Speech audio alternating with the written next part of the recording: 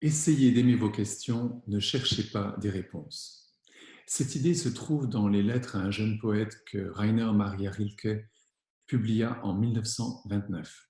Je vais vous lire le passage. Soyez patient en face de tout ce qui n'est pas résolu dans votre cœur.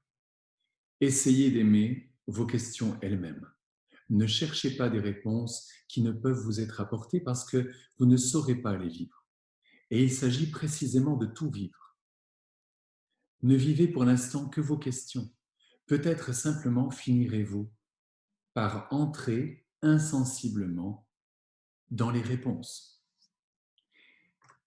Rilke est un écrivain autrichien né le 4 décembre 1875 à Prague et mort le 30 décembre 1926 à Montreux en Suisse. Ce que Rilke a écrit là m'évoque ce qu'un ami m'avait confié il y a maintenant bien longtemps. Je l'ai déjà raconté une fois, mais j'aimerais vous le partager ici de nouveau. Cet ami habitait sur les pentes de la Croix-Rousse à Lyon. Il était âgé de plus de 80 ans et il avait passé son existence à l'étude des textes anciens. Durant plusieurs années, j'allais lui rendre visite chaque semaine, heureux d'apprendre ce qu'il savait. Mon ignorance était colossale.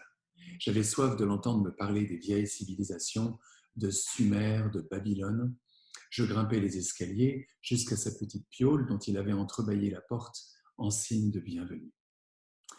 Il prenait le temps de finir d'écrire la phrase qu'il avait commencée, posait son stylo, se levait, me donnait une vigoureuse accolade, puis, me regardant d'un air complice, tendait un doigt noué devant sa bouche en chuchotant d'abord mangeons, ensuite causons. Nous partagions un repas confectionné avec les produits trouvés le matin même sur le marché de la Croix-Rousse.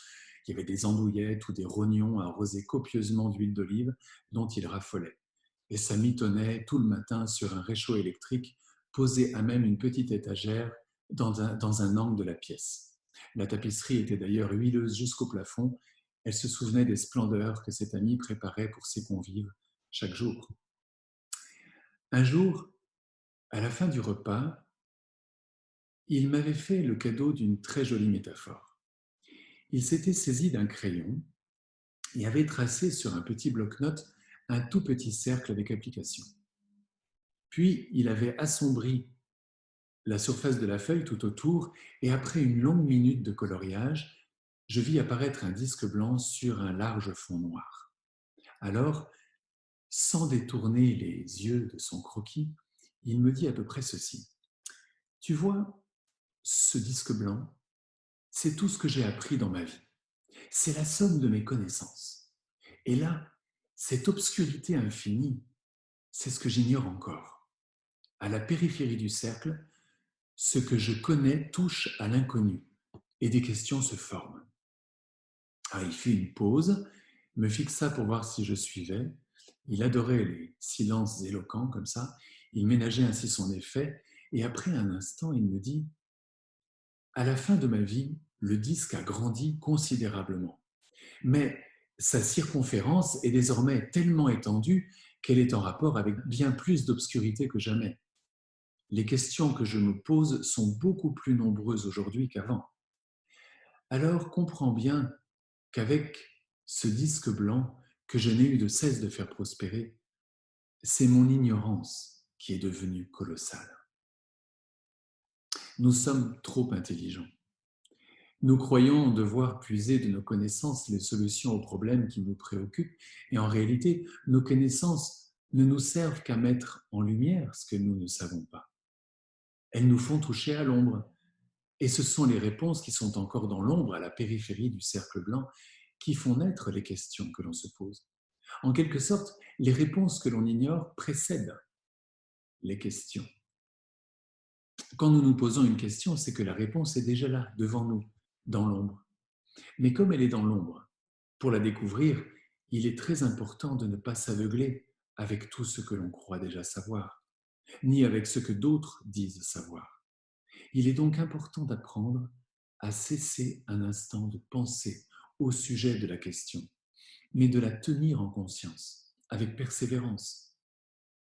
C'est-à-dire toujours de nouveau rendre conscient le vide que cette question creuse en nous. tout en renonçant à chercher la réponse. C'est à cette condition que la question que l'on porte se remplira elle-même un jour de la réponse qui l'a fait naître. Et maintenant que je vous ai raconté ce que cet ami m'avait offert comme métaphore et comme sagesse, je relis le texte de Rilke. Soyez patient en face de tout ce qui n'est pas résolu dans votre cœur. Essayez d'aimer vos questions elles-mêmes. Ne cherchez pas des réponses qui ne peuvent vous être apportées parce que vous ne saurez pas les vivre. Et il s'agit de tout vivre. Ne vivez pour l'instant que vos questions. Peut-être simplement finirez-vous par entrer insensiblement dans les réponses.